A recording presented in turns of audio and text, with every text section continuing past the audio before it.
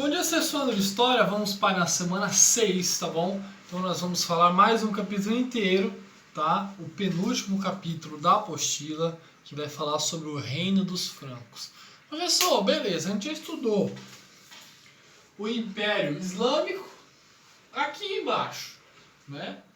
Já estudamos o Império Bizantino aqui, que é o que sobrou do Império Romano. E o que aconteceu com o miolo aqui da Europa depois que os bárbaros dominaram? É o que nós vamos estudar nesse capítulo para completar esse trio aqui.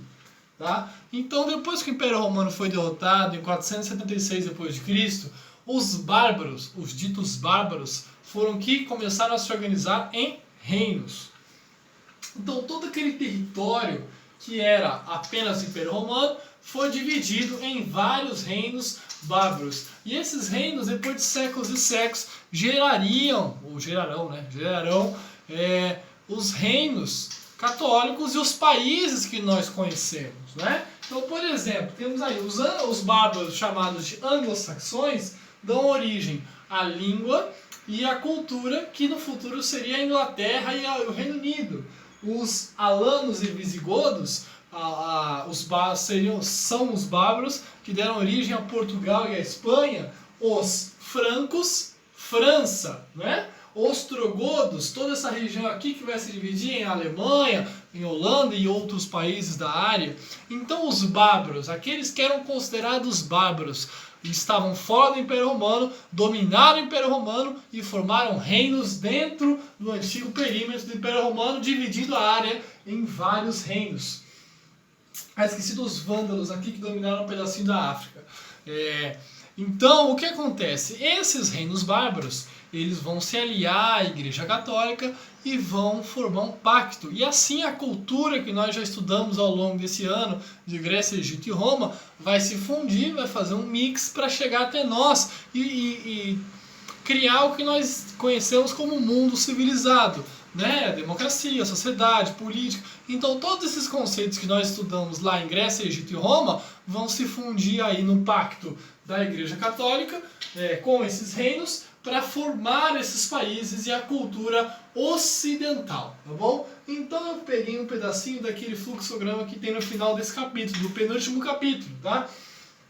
Então os francos deram origem a duas dinastias, a dinastia Merovingia e a dinastia Carolíngia. A dinastia Merovingia vai ser comandada pelo Clovis e ele vai se aliar ao cristianismo. E a dinastia Carolíngia é do Carlos Magno e vai gerar também outras ramificações étnicas, e essas ramificações étnicas ajudarão a criar esses estados nacionais no futuro que nós vamos estudar no 7º ano. Saxões, né, que criam a Inglaterra, os eslavos, uma série de países aí, Ucrânia, Eslovênia, Eslováquia, e os lombardos também, que vão fazer essa miscigenação na Europa.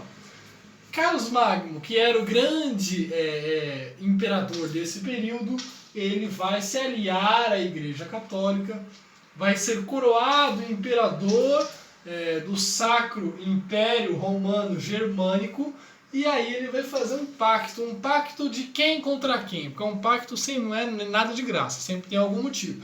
Então, esses bárbaros se aliaram à Igreja Católica, que via o seu poder diminuindo, porque surge lá o Maomé, surge o islamismo, então começou a ajudar o outro. Esses reinos bárbaros começaram a lutar contra os califados árabes, né? Então, ligando os nossos capítulos, começaram a lutar contra os califados árabes e aí gerando o início dessas guerras santas que existem até hoje. Então esse Carlos Magno bárbaro vai se aliar à Igreja Católica e começam várias guerras contra esses califados. Isso é um assunto que nós vamos estudar nos últimos 2 capítulos, tá? Então já estudamos as 3 partes do nosso bimestre. Agora nós vamos relacionar e vamos encerrar o assunto.